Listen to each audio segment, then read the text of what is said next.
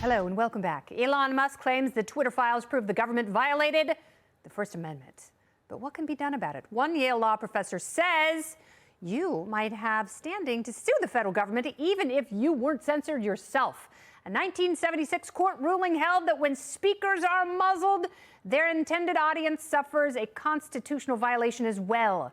So how else can we, the people, strike back against our repressive rulers? Joining me now to discuss, Yale Law School professor Jed Rubenfeld. Welcome to the show, sir. If I can call you that. Thank you. Big Wonderful. fan. I'm a big fan of yours, and the Wall Street Journal piece that you wrote it articulated very well some of the problems that people have come up against in trying to sue tech giants. One of the problems is they want to go after the former employees, but that is a tree that bears little fruit. You have the idea that maybe there can be a class action suit based on this 1976 ruling that could go after the individual federal employees who are trying to get Twitter and Twitter employees to do their bidding. How would that work?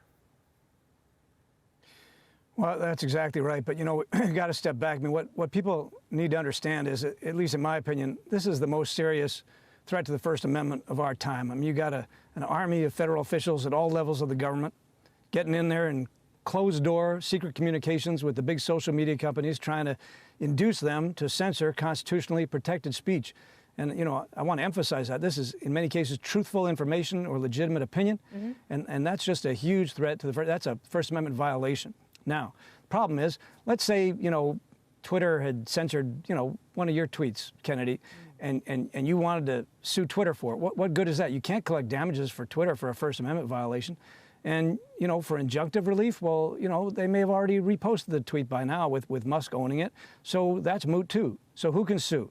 Well, what I'm saying is we all can, or social media users can sue. They can sue not Twitter, but the actual federal agents who have been in there trying to induce Twitter and Facebook and Google to censor constitutionally protected speech. That's unconstitutional. We, the audience, the First Amendment protects viewers and listeners and audiences as well as speakers. We have rights too. We can sue those agents as a class action, and that might produce an effect.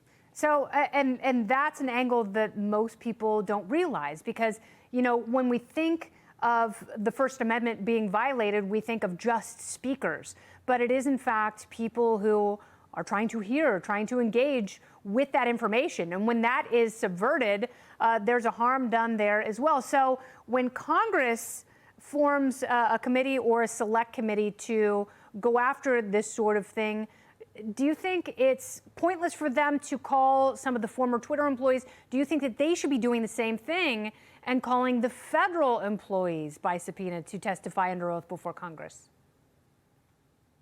They should be doing both, because, and by the way, it's not just Twitter. It's Facebook and Google too. Amen. This is, you know, the Twitter files are, you know, that every day it gets worse with what comes out, but don't for a moment think it's just Twitter.